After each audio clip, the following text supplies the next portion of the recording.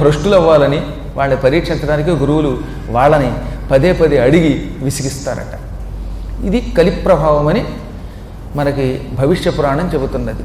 ఇవన్నీ ఎందుకు చెబుతున్నానంటే ఆహారాదులను అదుపులో పెట్టి దొరికినప్పుడే సేకరిస్తూ ఇంద్రియ నిగ్రహంతో మనస్సు అటు ఇటు చెదరనివ్వకుండా కదలకుండా కఠోరమైన దీక్షతో తపస్సు చేసిన వాడు ఈ జన్మలోనే ముక్తి పొందుతాడు.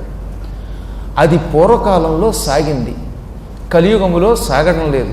అందుకనే కలియుగంలో ఏం చేశారు, మీకోసం పురాణములను ఇచ్చారు.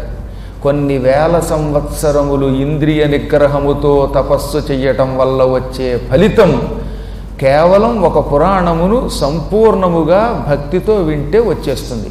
అంటే ఇప్పుడు మధుకైటవులు 1000 ఏళ్ళు చేసిన తపస్సు వల్ల పొందిన శక్తి, ఫలితం, వరాలు ఈ 32 రోజులు దేవీ భాగవతం శ్రద్ధతో మీరు వింటే వస్తుంది. మధ్యలో ఊరెళ్ళు వస్తే రాదు.